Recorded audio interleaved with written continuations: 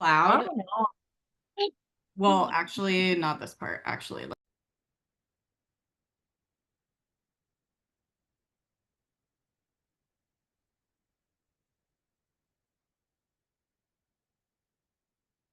All right. I think we're good. So good afternoon, everyone, and welcome to RDI New York and Brazil chapters virtual event, and it'll be a panel discussion about Latin brands and global ambitions. If you are not aware of the Retail Design Institute, we're an organization that promotes the advancement and collaborative practice of creating selling environments. It's an organization with multiple chapters, global chapters as well, and this will be one of the first collaborations that we are doing between New York and Brazil. For myself, I am Ramon Ocampo. I am the president of the New York chapter. We do a lot of in-person events, and this will probably be my first virtual event that I'm leading, I guess, for myself. I am going to introduce Maya and Alex Sroor.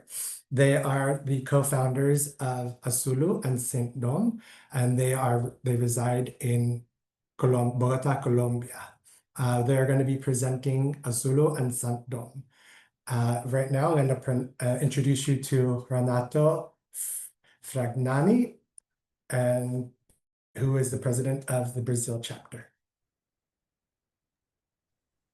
Thank you, Ramon, and I'm really glad to be with you this afternoon. Um, it's a great initiative that we're having to put the chapters together and share some retail experience. So I'm the Brazilian president of the RDR chapter here in São Paulo from 2 years, and we are trying to put all the retail designers together down here to improve our jobs. So I would like to introduce you to Marcio. Marcio is the global head of global design story of Natura. He will tell you about the brand and how they are construction are building these new stores and concepts. So I'm really a big fan of this brand. I think it's one of the love brands that we have here in Brazil. So I hope everyone enjoyed the presentation.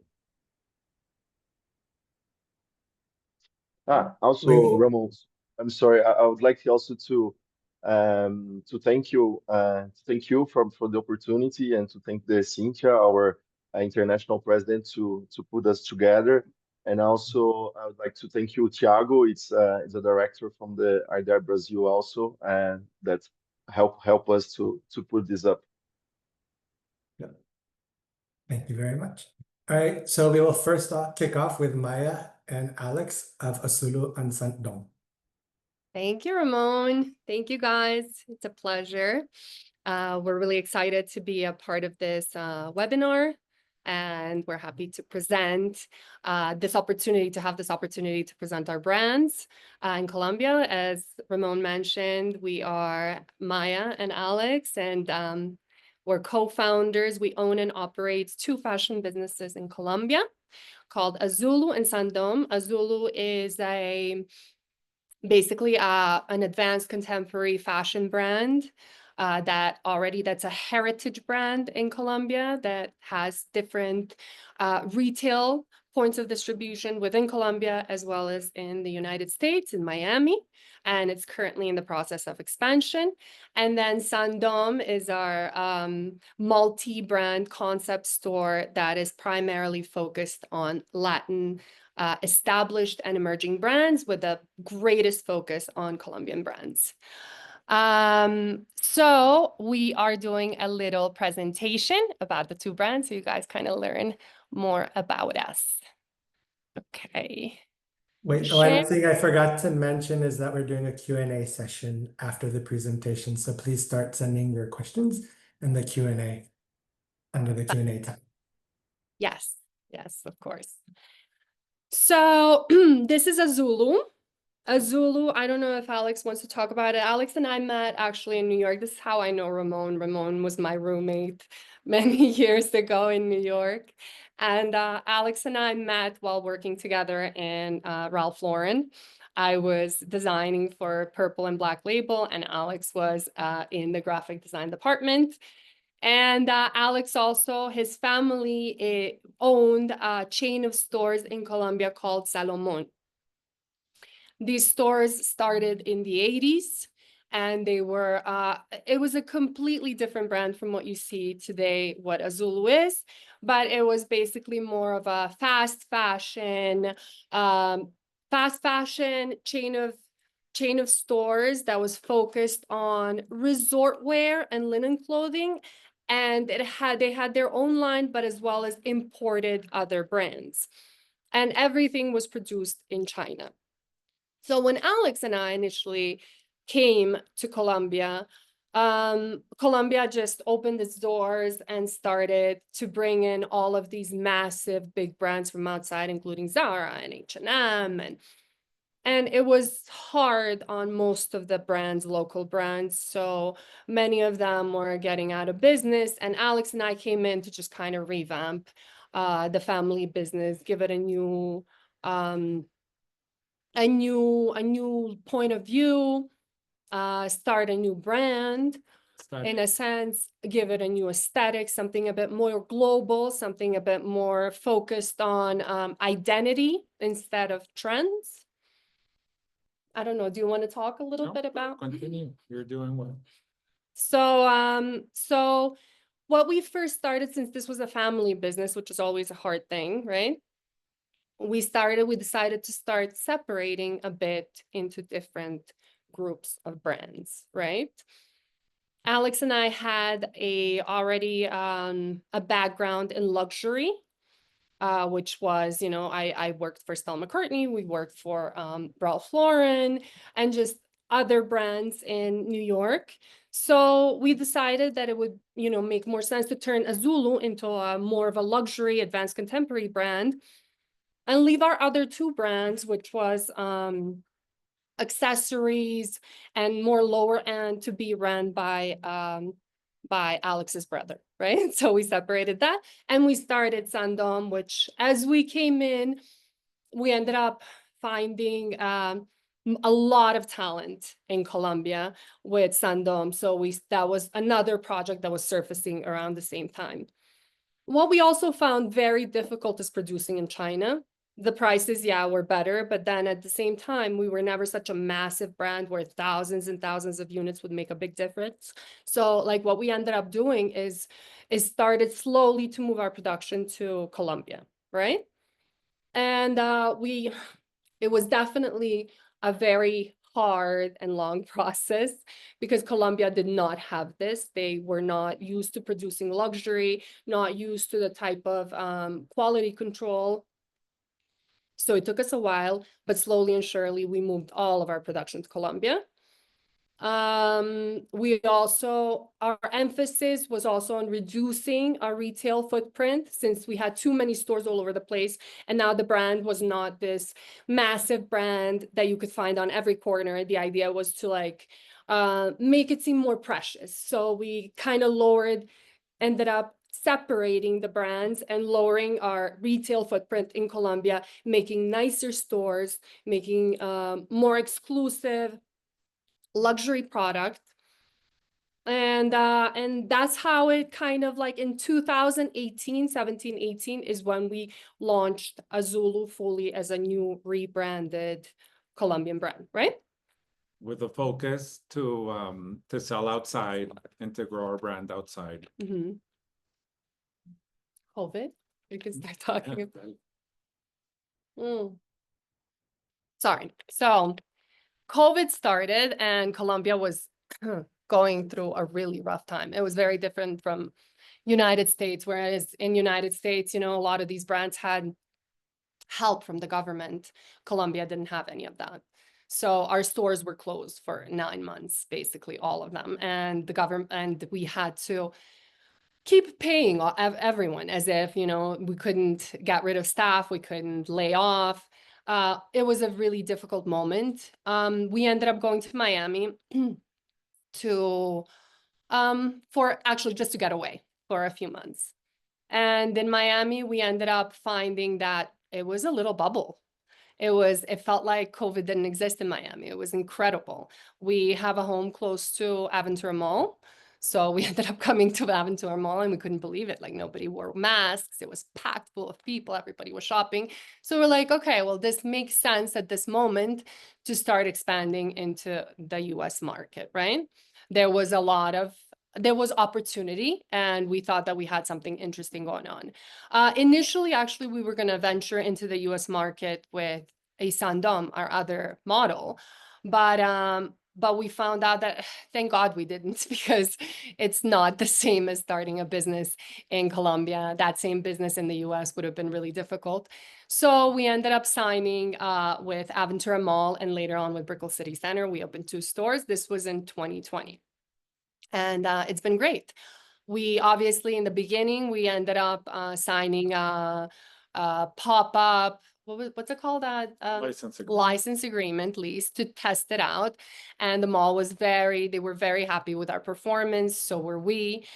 We ended up moving a couple of times within the mall and finally signed a permanent lease. And it's been going great, really. Like we're performing as well as every other brand that's around us. We're right next to Maj, Sandro, Gani, and it's been great for the brand. We've gotten a lot of visibility. Around at that same time, we were looking to grow more.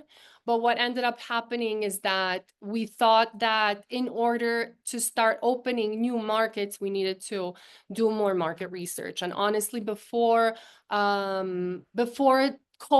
we ventured for a bit into wholesale, but COVID kind of stopped it, and we said, no, let's focus on retail right now again. And then now it felt like a perfect moment to start going into wholesale, and it's an opportunity to start to test new markets before opening our new retail locations. So we have a showroom in New York. We show 4 collections a year. And we also participate in different trade shows such as Cabana Miami, Splash Paris, and it's been going great. Our sales every time have been doubling. We're testing new markets. So slowly but surely, it's proving to be the type of growth that, we needed for this time. Also, we are starting to do pop-ups to test markets. We're looking into possibly opening a store in New York. They've been showing us many different locations. And we ended up doing a pop-up in Sag Harbor now in July, which was great. It ran for 3 weeks. Our sales were amazing. It was, it's the same clientele that you have in New York. They're excited to see a store in New York. It gives us a lot of hope that possibly like next year, I think around the same moment, we would be looking into opening a location in New York. We're also starting to do pop-ups in different areas. The idea is to now in November do a pop-up in Tortuga Bay in Dominican Republic. It's a big and important area for us, and possibly next year start with Europe as well. Also, in our plans is to do further expansion into Florida, possibly in Miami Design District and Palm Beach area. A little bit about the brand. Everything is produced, as I said, in Bogota, in Colombia. We have big offices here that everything is consolidated basically in here. We design, we develop, we have a team of cutters and printers, and everything is done here. Until the last basically beading that we put on our pieces. Everything assembled in Bogota. We're actually in the office in the showroom where the rest of the magic happens. And a little bit about our collections. We have 4 large collections a year. We do add capsule collections also to this. So we would have maybe some holiday capsules and, resort or cruise capsules, but basically these are the four main collections that we show. We work with a lot of natural, sustainable fabrics, organic materials. We play a lot with sculptural forms and with fabrics. Our fabrics, we don't do a lot of prints like most of the Latin brands do, but we do work with a lot of textures and beading. I love that whole marriage of the global and the Latin world, We use a lot of handicraft. So all of our beading basically comes from natural seeds that you find in Colombia. We work a lot with taguas, which is a seed that grows in this palm trees that are by the Amazons. And they actually are very similar to an ivory. So they let you carve it out to different shapes and they have the hardness, but it's a vegetable ivory, let's call it. We do a lot of I got inspired a lot by architecture and nature. So we are very well known for the paneling, like all of this scalloped paneling, which comes from you find it in a lot of architecture, especially in colonial architecture with the arches, as well as our connection with the ocean. Azulu, anyway, comes from like the brand was born on the island of San Andres, which is known for 7 colors of blue, right? So Azulu, that's where it comes from. And so we have that big, strong connection to the ocean and the scalloped forms and everything. And our stores, I think, also speak the same language. They're soft. They have a lot of curves and arches throughout the stores. The walls are in a sand washed kind of organic feel to them. We also use a lot of artisan and vintage touches with the wicker. And we try to either make or purchase vintage furniture. For our stores, we work also with a lot of different designers and artists in Colombia to add these touches. It's clean, but it's also modern with the mixture of this artisan kind of warm feel.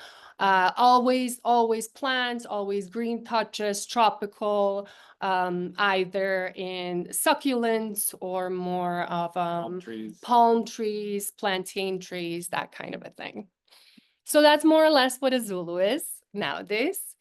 And Sandom, I don't know, you want to tell a story about Sandom, Alex?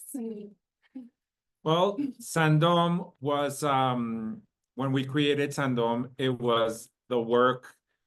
It was when we didn't want to work. It was a hobby. It was a hobby. It was such a pleasure. It was an input for us, a creative input, because we were going through all this transition in Azulu that was, with the family and changing, and it's a lot easier to start something new than to change something from what it was. So people already had many years of experience with Azulu. Right, changing the chip from Salomon to Salomon Azulu to Azulu, and changing the chip of people of like what the brand used to be, what it is nowadays, was a lot harder than just starting a new brand. And I think I mentioned, like, when we just moved to Colombia, we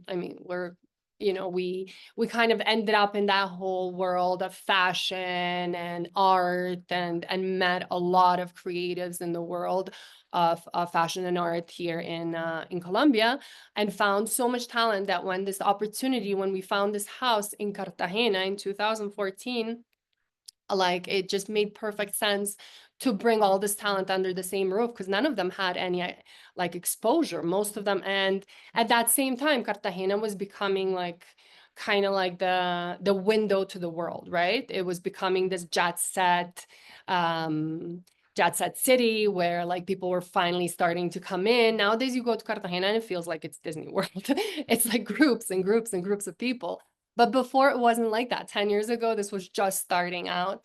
And we felt like it was the perfect opportunity to showcase this. Also, like Alex and I would travel the world. We love to travel, and we never would find anywhere a curated space that is an extension of the city or the place that it represents, right? Like you would find the trinkets on the streets, or you would have to go to certain designer places, or if you go into a concept store, all the concept stores would have the Import. same imported designers that everybody else has, you know? But there was never a space that actually helped you as a traveler to see it with a global eye to find a curated selection of the best that the country has to offer. So it was born with that idea.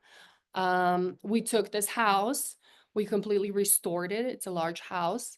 And we left it in its prior glory because there was a family that lived in there, and they brought down the ceilings and they made all these little rooms. We worked for this renowned architect restorer in Cartagena, and they left it in its like how it used to be. We left a lot of all the floors are Coralina tiles. We worked with local wood, Flor Morado. We worked with local stone. We worked with a lot of artisans that carved out bookshelves and made, restored the beams, the ceiling beams. I mean, we gave it a lot of love. It took 9 months to create it. All the wood was the original wood from the house, so we fixed it and used it, for example, in the counter there, that was original wood from the house. So we, Right. you know, we restored it. We opened up the walls, we let the light in. We left the house as it was. It's a colonial house. So you go in and there's a saguan, there's a little waiting space that when you walk in, it's full of plants and artwork. And then in the center of the house, of a colonial house, there's always a center garden. We left the glass encased and we filled it up with tropical plants. So when you come in, the idea of this space was that it was an extension of Cartagena. It felt like what you think Cartagena should be. And you walk in and the music was, you know, cumbia and salsa, and it was mixed in with the new and the old, and it's very eclectic. And the curation was, you know, the best designers. So we started doing different collaborations with the designers and different pop-ups and it's just a lot of fun, you know. It was a business that for us was a hobby, but then it turned into, you know, a very lucrative business. But it got started with like the heart and what we loved and what we found beautiful. So here you can just kind of see the little touches, even the tables. So all the tables have knobs that are these like carnival animals, right? So Barranquilla, Carnaval de Barranquilla, which is, I guess, another carnival that's not even as close as to Rio, but like it's a great carnival, and we have all these animals. So we ended up using little animal heads that are carved by them, and we painted them in white. So you have little donkeys, And it's a vintage table. It's a vintage table, and then everything was kind of eclectic. So if you see the bookshelf, it's filled with, well, maybe at this point not so much, but it's filled with like art objects, and it's filled with accessories, and it's filled with beauty and all of that. Then we work with a lot of different muralists and local painters, where we would do murals and change it every once in a while. Green spaces all throughout, really high ceilings, tall, very vanguard mannequins. Then we do pop-ups. I mentioned to you guys earlier also that we do constantly different pop-ups, shop-in-shops. Once a year in Cartagena, for the season, we launch completely new spaces. So here right now, this is just some of them that we've done, but like currently we have the Esteban Cortázar, we have Joan Ortiz, we have Agua by Agua Bendita. We had a Dominican Republic pop-up of different beautiful designers that we have them actually now in Bogota, but we also have them in Cartagena. It changes. And one of our original pop-ups was a Brazilian pop-up. We did an amazing Brazilian pop-up right before COVID struck with, I think it was like 20 different Brazilian resort designers, which, from swimwear, ready-to-wear, handbags, accessories, shoes, everything. It was a complete, so you kind of see we did this beautiful mural in the back that was kind of inspired by artwork in Brazil. And we change. It's a space that's always living, that's always changing. A few years later, we opened up Sandon Bogota. Bogota is the capital. It's a cold city. It's up in the mountains. It's a very different vibe from what Cartagena is. And we wanted to keep with the same feeling of like the store should reflect what the city is. It should reflect the culture. It should reflect, it should be an extension of the city. So this is more of a Republican home on an important street in Bogota. It's called Calle Los Anticuarios. It used to have many antique shops when we opened. Right now it's filled up with luxury and other stores because they kind of flocked in after we opened up. But yeah, it's a different vibe. Now it's more concrete mixed in with wooden parquet, tin ceilings. Now it's succulents instead of like tropical big leafy plants. The music is a bit more urban. When you go in, this is the first, it's 3 levels. This store is 3 levels. The first level, the street level, when you walk in, it's more luxury. So a lot of high-end Colombian designers. We have a room that you don't see in here, but it's made with, Colombia is known for bricks, right? Brick buildings everywhere, houses. But instead of having a brick, like standard brick, we did like mirrored bricks. So we did like a big space of mirrored bricks. That's basically the evening wear section. We do also all of our tables were woven by artisans. We even have in the back, I don't know if I have a picture of that, but there's a spiral staircase that leads up, and it's all woven by artisans also. It's filled with details. We have a lot of vintage furnishings, like for example, these tables that are inlaid with horn, Colombian, also a Colombian artist, designer that made it.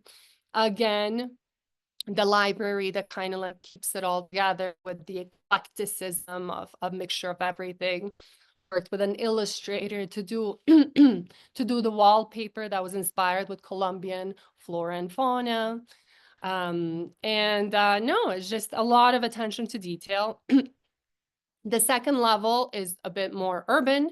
It was at the time, I mean, I have pictures here now. We moved it to the 3rd floor. Like I said, it changes all the time. But this was on the 2nd floor. It was menswear.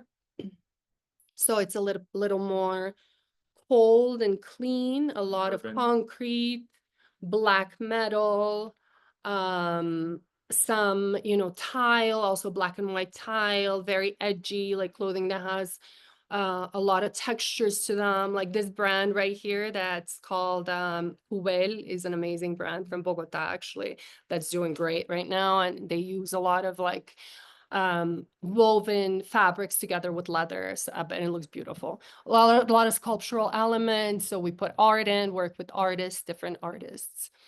And then the 3rd level, we do it for pop-ups and temporary concepts. It changes all the time. We've had it with kids for a while. We've had gallery exhibits.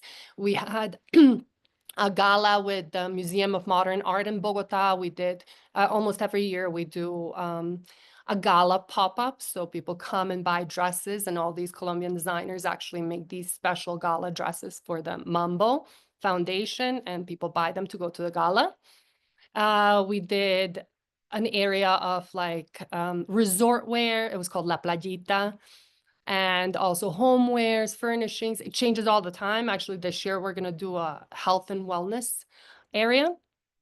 And then, like I said, we always do new activations. We have in-house marketing services. And also on top of it, we've started doing our merchandising capsule collections, which have been going great.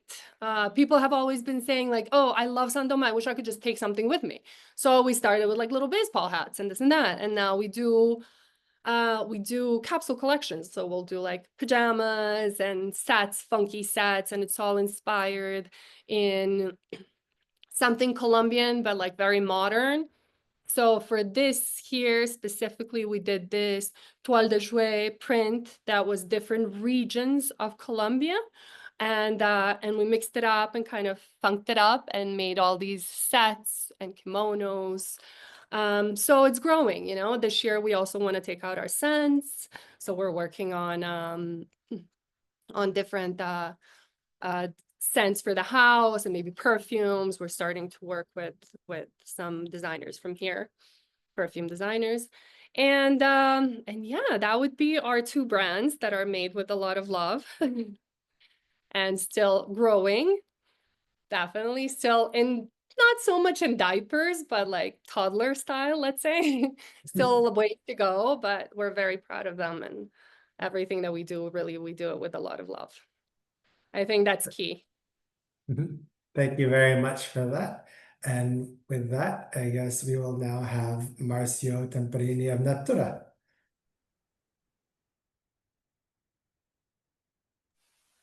Yeah. Hi, I'm all very glad to be here as well. Beautiful, beautiful brands. Lovely presentation.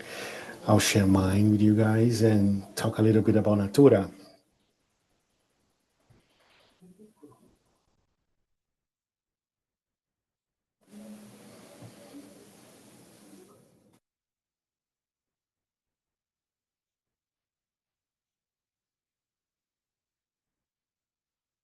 Here we go. Everything okay?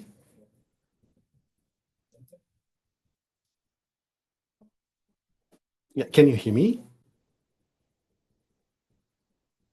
Yes. Yes, everyone can see. Oh, good. Great, great. So, talking a little bit about Natura. So, I'm Marcio. As I said, very, very glad to be here with you guys in this moment. Natura is a Brazilian brand. I lead here the global store design and visual merchandising area department. And well, what can I say about Natura is that we are the #1 brand in beauty and personal care in Latin America. And we are moving fast now in developing our retail channel. Okay, Natura has started its journey on direct sales. If someone does not know the history, I bring some highlights of our history on the past few years. So in 2021, Natura was awarded as the best company for the world. We are also B Corporation certificated. We are pioneers in sustainability with Traffic since 1983, where no one was talking about it. Natura was already set with a line with Hefels in its major lines of products. And our production and our technology and all of our history comes from the use of bioactives sourced from the Amazon rainforest. So this is pretty much part of our DNA. And how do we do it? We do it through fair trade. We are improving the income of more than 10,000 Amazonian families. So we improve and empower these families on a sustainable work. And this is part of our regeneration cycle as well. So as I said, we are moving from conservation to regeneration of the Amazon forest. About sustainability, as I mentioned, best company for the world awarded in 2021. So talking a little bit of our milestones here. In the 70s, Natura has opened its first store in Oscar Freire, is how everything started. And then we move our business in 74 to direct sales model. And it was a hit at that moment. So it was really something quite new for Brazil, doing the process this way, business this way. In 84, 83, we have started the production of refillable products. In 2007, becomes the first Brazilian company to achieve carbon neutral status. 2014, the first B Corp beauty company globally. And 2018, we are finally not testing anything on animals. About retail, talking now about more than 1,000 stores around Latin America, pretty much most of it in Brazil, but in other 5 countries in Latin America, we have presence in retail with more than 200 stores, which is a quite great story and great journey for Natura. So we are talking about a brand that has more than 50 years in the market, but has started retail since 2016, which is, well, we do not have even 10 years in this channel, and we are more than 1,000 stores around Latin America. So our store is pretty much has this sense of experience. We are talking about immersive sensory experience through the rainforest, and we showcase Brazil in a way that we understand is something that we should highlight, and also highlight our connection with the Amazon. Our reason for being and our position is what we call in Portuguese is bem-estar bem, which means well-being, which is the harmonious relationship pleasant of the individual with yourself and with your body, and being well, which is the empathetic relationship, the success, the individual's pleasure with others and with the nature. Our mantras: free beauty, commitment with the truth, interdependence, diversity, continuous improvement, and positive impact. And how do we translate it to retail? Now talking a little bit about our main focus here on this webinar. So it's pretty much like, how do we put everything together and showcase our histories and our milestones on our stores? It's nice to say that we are talking about a brand that has a net of stores. So we pretty much embrace the retail design as something unique and has to be really strength and powerful in terms of identity, brand identity. So each location has the same look and feel, whatever part of the world you are. So talking about nature as compromise, care and self-care, well-being, true beauty, innovation that joins beauty, pleasure, and sustainability, the network of affection. This is really important to us in Natura.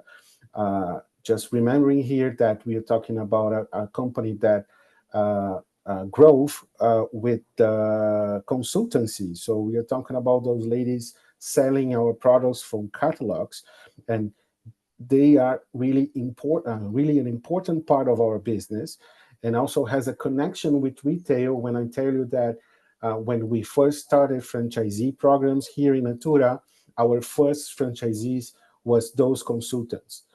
So those ladies that started and that growth and sustain their families with the sales of our products has the first operations in franchisee systems here. And of course, how do we embrace Brazil and showcase Brazil in the better way, and very focused on design and our connections with Natura, with Amazon. Showcasing Brasilidade. So this is our going with our projects. And now I bring you some images of our regular stores, the actual ones. Which will be the visual elements that made us work on our store design and our ways of work in terms of design implementation here. Nature. Nature is not only our compromise, but our DNA, as I mentioned. So how do we use it and how do we embrace it in our design? Pottery, and this is something really important on our product, not only because of the element itself, but also because of the connection these elements has with the communities that produce this to us and how it makes part of our visual merchandising and exhibition. Some graphic elements really present on our projects. So organic shape, and this is pretty much based on the projects from the well-known landscaping design Burle Marx, which is a really case of success from Brazilian design. And another important element is what we call here in Brazil as palafitas. So this wood grid or this structure that sustains those constructions around the rivers and what we say with a very hard presence in our communities in Amazonia, in the Amazon forest. Another very important element for us is the soapstone or pedra sabão. Our sinks and our areas of experience are made of this stone. And as you can see, the reference, the major element that we have in Brazil is the Christ in Rio that is made with the same stone. And this is very Brazilian as well. And this has a connection, an interest connection with our expansion in other countries. There are a few elements here that we can sometimes change or look for local specifications that also embrace local culture. So a nice touch here to say, for example, soapstone or pedra sabão is something really Brazilian. It's really important to our store concept for sure. But once we are in Colombia, for example, we are working there with a river stone that comes from Barranquilla area that is very local. When we are in Chile, we work with pedra vulcânica or something very local as well, and the same in Mexico. And we can embrace local culture as well in even when we enter in any location. The message here is that Natura wants to be well received, but wants to embrace the local culture as well in their stores, in our stores. And the wood is really important to us. The wood that we use on our concept is a wood called Cumaru. It's an Amazonian wood and is, of course, certificated. But why this election and why this Cumaru wood is important? Because it's the very strongest wood that we have in Brazil. And this is something that as this is connected to the idea of the palafitas and the structure that sustains those constructions around the rivers in Amazonia. This wood also structures and supports all of our exhibition in store. So all of our products and shelving and all the structure system that we have on our stores is sustained by this wood and this grid. So what we have beautiful stores that are gaining space all over the world. We, of course, as I mentioned, we are present on 6 countries. So Brazil plus 5 countries in Latin America. There are plans to, of course, expand to other countries. And we do have some activations happening in the US. Not sure if someone who had the opportunity to see, but we had some trucks that was running New York in the summer. We're probably going to have some airport locations this year, by the end of the year in the US. We are planning to open a few stores in Europe, but pretty much with partnerships with local retailers. But here we go with our store design step by step on how do we create and how do we operate our stores in terms of visual merchandising and exhibition. Another point to know that Natura is a very democratic brand. So we talk with the publics from A to Z, let's say this way, so we can move forward with expansion for very democratic and popular locations, but also we can enter with a good experience store that embraces all of our DNA. And also we can talk with the more high-end public, promoting sensory experience and designing stores to reinforce the interaction with our products and not only as a transactional location. The more transactional the store is, more democratic or popular location we are. And then, on the opposite, the more AB or high-end location, we promote pretty much like a a space that embraces sensory experience and not like having only product to sell. How do we determine the zoning and the complexity that we have on the visual merchandising, and how do we expose our products here? How is the journey, the consumer journey in our stores?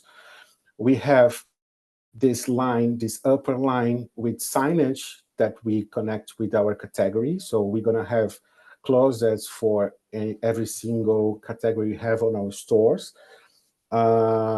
Then we have the shelf that is saleable stock, okay? And once we moving down, there a zone that we see here with this artwork or this communication area that is the what we call as the glorifiers.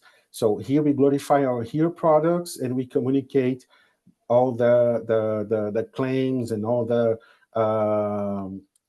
product and our connection with the Amazon and the bioactive that we are working on this closet with this image. This is how we call here as hot area, okay?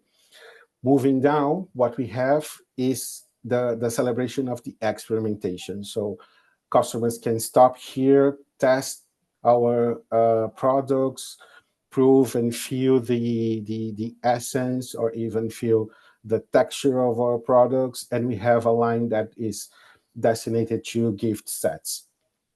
All that comes down is stock. How do we improve this experience, and how do we celebrate also communication? You can see in this image that we have a curtain, a fabric curtain in our stores, and this artwork comes from local artists as well. It changes often, okay? This wood grid that you saw here listed on this marks is what supports all of our fixtures. As you see down here, there's nothing touching the floors. So this is how we embrace also not only decoration as design, but also how do we improve the use of this wood as something that is part of the structure, and how do we celebrate it and reinforce the storytelling of our connection with the Brazil and with the Amazon forest. We have an island that showcases our soup products, and also where we have the sink made of soapstone. This sink is where we promote experience such as hands spa, and we can test scrubs. Also, besides the soup and the cleansing and everything, we can have scrub sessions, we can have hydration sessions, and we can test not only texture, but also the essence and the fragrance that we have on our soups. And this is something really something that reinforces not only experience, but also bring us the high level experience and improve sales as well. So we pretty much use these stores to recruit new customers. So if someone does not know Natura, there's no way you're not feeling love before this rituals and sessions on our experience sink. Well, we also have makeup on our portfolio. We use makeup strategically placed on the end of our stores. So we use the colors and the force that we have with our castings, photos and images. So it's pretty much colorful products, bringing people to the end of the store. And then we can celebrate also some quick sessions, and we can play with the product, we can test yourself, or even we can have small services sessions with our staff team. And then I bring you some photos of our flagship here in Brazil. This is a store, it's a street location, which is called Oscar Freire. It's a very high-end location in São Paulo. And this is our flagship. Was a partnership at that time with Irmãos Campana. The Campana brothers worked with us in this project, and the store was planned to be a mix between a beauty store and art gallery. So we have some artwork from the Campana Brothers placed on site, and the people can, during their journey on the store, they can well know our products and also know a bit about Brazilian artwork as well. So in context, this is what we have. As you see, there's a line here that separates the store exhibition, the product exhibition. So the upper area was designated to this gallery or artwork that we can, often use. And also there was a few elements here that comes and go from the store, okay? This chandelier, as you see here, this is something that comes from Irmãos Campana. This is basically this artwork is based on the colors of our bioactives, and also for the not sure if the word is correct, but the raízes, or the plants that,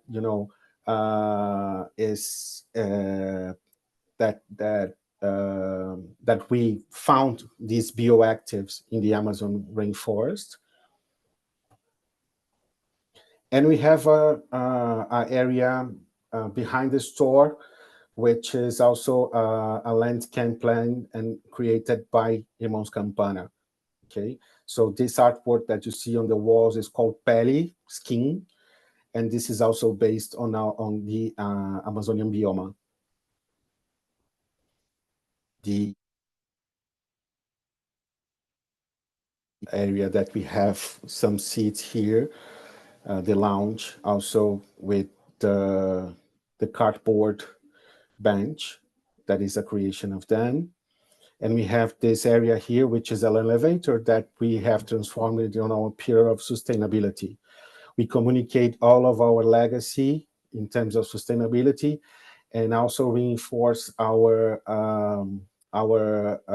collection of empty packaging that, part of our cycle of regeneration, we can reuse this on another with another significance. We have a Brazil map. So this is a welcome wall that we place on the store. This Brazilian map is pretty much to locate where our bioactives come from. Some photos of our column of sustainability, the pillar of sustainability. So here we have the collector. So every client that goes to our stores can bring 3 empty packages, and when you leave this on store, you can change it for 10% or 20%, I guess, discount. And this is our work here. I try to accelerate this because of our time, but I hope you have enjoyed as much as I do being part of this great environment called Natura. Thank you both so much. Your stories are amazing, and it's wonderful to see how you utilize and want to ingrain yourselves with your local communities. I guess I can see there are some questions. I know this was supposed to end at 1, but people can stay on as long as they want. We'll try to answer a few questions from the people that have attended. Tiago, do you see anything that you want to call out for them? Or I can see the questions as well. I guess. Yes, we didn't receive it yet, but a wonderful presentation. Are you seeing some question from the people? Yes, I see the question. It's a question to Natura. For Natura, from Marcio. This is from Sandra Ruiz Dauza.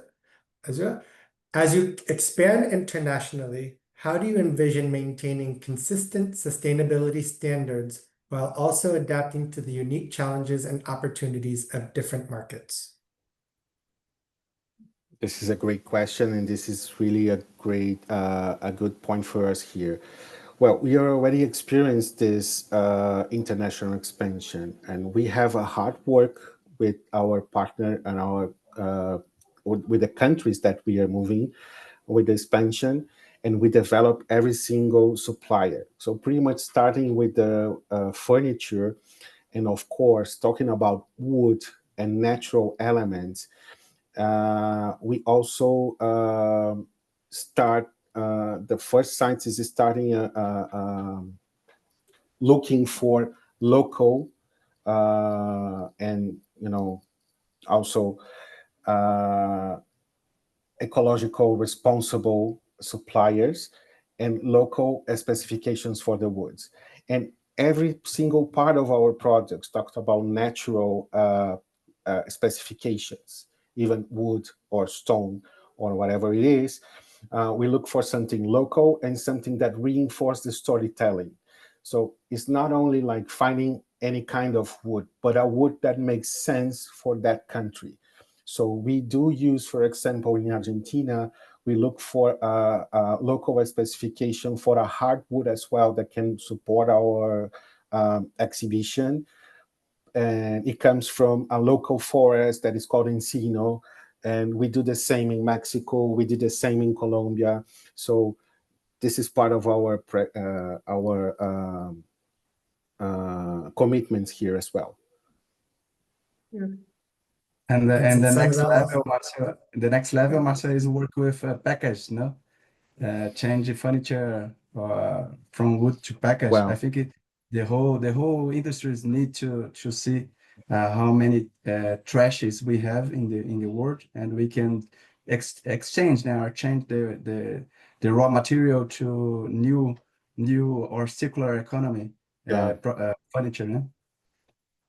Great point, Thiago. Actually, I brought you here our major store, our highlights in terms of experience, but we do have other projects here and other designs that we implemented. For example, as Thiago mentioned, I have an outlet version of our stores that is made based on our packaging. So every single furniture, flooring, and fixtures that we have on site is made based on our packaging that comes from our regeneration programs in store. And also, thank you for that, Thiago, for highlight that, because we were celebrated with an award here in Brazil as sustainable project for the year for 2015 and 25, sorry. Yes, it's a wonderful thing, and the whole brands are need to do that for our planet, because we need good things for furniture in the world, no? So it's very good. Ramon, we have another question here. yeah, we'll do one more question, which is also seems to be from Sandra as well. This is for Asulu. And it says, I really admire the attention you put into your architecture and how it reinforces the brand identity. Santom feels very locally rooted. So as you expand internationally with Asulu, how do you envision blending your core brand identity with local culture? And more broadly, how do you approach developing a design strategy for your stores? No, go ahead. You can answer if you want. No, I think it's important always to take our product and our identity, and the architecture that goes with it should reflect that. So like I said, there's and we could, I mean, I think it's also important to always continue with the DNA that, Colombia and the connection that we have with Colombian artisan work, with but like maybe using certain materials that are locally sourced, working with local artists, more for I would say more for Sandom than for Azulu. I mean, eventually if we are to open a new a Sandom location outside of Colombia, like for example in a Miami, when we were looking into opening it in Miami, the idea was always for the store to be that extension of the city. So we wanted it to celebrate the Art Deco culture of Miami, you know, and not necessarily be so Colombian. Obviously, Latin designers mixed in with local designers and all of that for Sandom. And for Azulu, I think it's very important to build on, take the culture, but build on also what is Colombia and the Colombian identity that we have, because I think that's what makes it interesting for the world as well, you know, to learn more and to connect with where we come from. Yes, we can do one question since it's not from Sandra, and I'll just be to both of you. To both, what is your online efforts? I can start with Azulu if you'd like. Sure. Our online efforts, we are, what are our online efforts? That's a project that actually Alex is leading more. We have our online store, Zulu.com, on Shopify. It is a more recent project as we Internationally. we recently started with Shopify that has opened a whole a lot of other opportunities. It's also connected and easy to explore and to grow. Yeah, the idea, as Maya was saying before, the same as with wholesale and growing the business with wholesale, is there are certain areas that are consuming our product a lot faster, and the idea is open market over there in the future. So Funnily, I mean, we started like to look more into that and started with the advertising and everything else, and we found some like very interesting markets that are purchasing our product, and we don't even and we don't know why. Like for example, in Dallas, in Texas, it's huge. We sell a lot to Dallas and we never advertise or anything. So it's something interesting for a market research, for a company to actually start looking into these areas, to start doing pop-ups, to start doing sales, and maybe eventually open up a store. And as well as internationally, like in the Middle East, it's a huge market for us. It's been such a big market for us also, and we barely give it any attention. And it's something that like we're going to start focusing on. we are originally. You learn, you know, it's a 24/7 globally. You can reach globally so many people. It's really something that's very untapped for us, I would say. We've always been a brick and mortar experience brands. So the online market is kind of new to us. It's showing us. Yeah, we're investing in it a It's lot. showing us the next steps. It's definitely an important part of the strategy, growth strategy for the brand. Marcio, how about your take? Well, Natura is a huge company, and especially I saw here a comment as how it's doing omni-channel as well. So the celebration for Natura is that we have started as direct sales. We have already started in the retail market. You already have presence in the online. So we have all channels running here. And to what I can say on my point of view, just to make sure everyone understood here, I am the architect and leading of visual merchandising. So our challenges here now is that we are talking about being really and realistically omni-channel. So now as we moving faster with the expansion, we are planning our stores to have click and collect. We can pick up at store. We are running fast with the expansion of our online. Also, we do have marketplaces placed and operating. And we are now working also with the same eyes that we have for the visual merchandising on stores, on brick and mortar stores.